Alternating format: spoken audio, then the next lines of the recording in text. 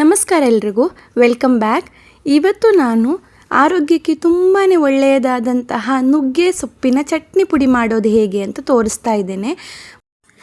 ಇದಕ್ಕೆ 3 ಮುಷ್ಟಿ ಅಂದರೆ ಹ್ಯಾಂಡ್ಫುಲ್ ಅಂತಾರಲ್ಲ, ಒಂದು 3 ಮುಷ್ಟಿ ಆಗುವಷ್ಟು ನುಗ್ಗೆ ಸೊಪ್ಪನ್ನು ಚೆನ್ನಾಗಿ ಆರಿಸಿ ತೊಳೆದು ಒಣಗಿಸಿ ಇಟ್ಕೊಂಡಿದ್ದೇನೆ.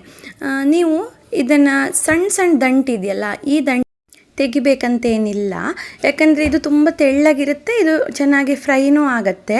ಈ ದಪ್ಪ ದಂಟುಗಳನ್ನು ತೆಗಿಬೇಕು. ಇನ್ನೊಂದು ಬಾಣಲೆಗೆ ನಾನು ಈ ನುಗ್ಗೆ ಸೊಪ್ಪನ್ನು ಸೇರಿಸ್ಕೊಳ್ತಾ ಇದ್ದೇನೆ. ಇದನ್ನು ಡ್ರೈ ರೋಸ್ಟ್ ಮಾಡ್ಕೊಳ್ಬೇಕು. ಒಂದು 5 ನಿಮಿಷಗಳ ಕಾಲ ಈ ಥರ ನಾವು ಫ್ರೈ ಮಾಡ್ತಾ ಇದ್ದರೆ ಚೆನ್ನಾಗೇ ಬಾಡಿ ಹೋಗುತ್ತೆ.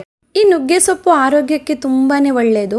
ಮೈಗ್ರೇನ್ ಇರೋರು, ಆಮೇಲೆ ಈ ಮಂಡಿ ನೋವಿಗೆಲ್ಲ ತುಂಬಾ ಉಪಯುಕ್ತ ಇದು.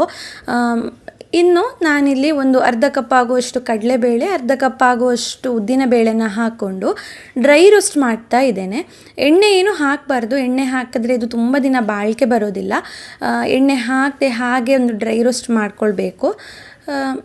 ಈ ನುಗ್ಗೆ ಸೊಪ್ಪು ಸಾಮಾನ್ಯವಾಗಿ ತುಂಬ ಜನ ಉಪಯೋಗಿಸೋದೇ ಇಲ್ಲ. ಈ ಥರ ಚಟ್ನಿ ಪುಡಿ ಮಾಡಿಕೊಂಡ್ರೆ ತುಂಬ ರುಚಿಯಾಗಿರುತ್ತೆ. ಒಂದು 7ರಿಂದ 8 ಮೆಣಸಿನ್ಕಾಯಿ ಹಾಕ್ಕೊಳ್ತಾ ಇದ್ದೇನೆ. ಬ್ಯಾಡಗಿ ಮೆಣಸಿನ್ಕಾಯಿ ಮತ್ತು 2 ಖಾರಕ್ಕೆ ಉಂಡೆ ಮೆಣಸಿನ್ಕಾಯಿ ಹಾಕ್ಕೊಂಡು ಈ ಥರ ಫ್ರೈ ಮಾಡಿಕೊಂಡು ಅದನ್ನು ಒಂದು ಪಾತ್ರೆಗೆ ಎತ್ತಿಳ್ಕೊಳ್ತಾ ಇದ್ದೇನೆ. ಈ ಕಪ್ ಆಗಿರೋಂಥದ್ರ ಬೀಜ ಏನು ಹಾಕೋದು ಬೇಡ. ಇನ್ನು ಇಲ್ಲಿ ಸಾಧಾರಣ 1 ಕಪ್ ಆಗುವಷ್ಟು ಕೊಬ್ಬರಿನ ಹಾಕ್ಕೊಳ್ತಾ ಇದ್ದೇನೆ. ಇದು ನೀವು ಡೆಸಿಕೇಟೆಡ್ ಕೊಕೊನೆಟ್ ಆದರೂ ಯೂಸ್ ಮಾಡ್ಕೊಳ್ಬೋದು, ಆದರೆ ಹಸಿ ಆಗಿರೋ ತೆಂಗಿನಕಾಯಿ ಬೇಡ, ಯಾಕಂದರೆ ನಾವು ತುಂಬ ದಿನ ಸ್ಟೋರ್ ಮಾಡ್ಕೊಳ್ಬೇಕಲ್ವ ಇದನ್ನು. ಅದಕ್ಕೋಸ್ಕರ ಡ್ರೈ ಆಗಿರುವಂತಹ ತೇವ ಏನು ಇಲ್ಲದೆ ಇರುವಂತಹ ತೆಂಗಿನಕಾಯಿನ ಉಪಯೋಗಿಸೋದು ಒಳ್ಳೆಯದು. ಈ ಥರ ಒಂದು 2 ನಿಮಿಷಗಳ ಕಾಲ ಫ್ರೈ ಮಾಡಿದರೆ ಘಮ ಬರುತ್ತೆ. ಇದು ಸ್ಟವ್ನ ಆಫ್ ಮಾಡಿಬಿಟ್ಟು ನಾವು ಆಲ್ರೆಡಿ ತೆಗೆದಿಟ್ಕೊಂಡಿದ್ವಲ್ಲ ಅದನ್ನೆಲ್ಲ ಒಂದು ಸತಿ ಇದೇ ಬಾಣಲೆಗೆ ಹಾಕ್ಕೊಳ್ಬೇಕು. ಸುಮ್ಮನೆ ಈ ಥರ ಮಿಕ್ಸ್ ಮಾಡಬೇಕು. ಇನ್ನು ರುಚಿಗೆ ಎಷ್ಟು ಬೇಕೋ ಅಷ್ಟು ನೋಡಿಕೊಂಡು ಉಪ್ಪನ್ನು ಸಹ ಹಾಕ್ತಾ ಇದ್ದೇನೆ. 1.5 ಚಮಚ ಆಗುವಷ್ಟು ಉಪ್ಪನ್ನು ಸೇರಿಸ್ಕೊಂಡಿದ್ದೇನೆ ನಾನಿಲ್ಲಿ.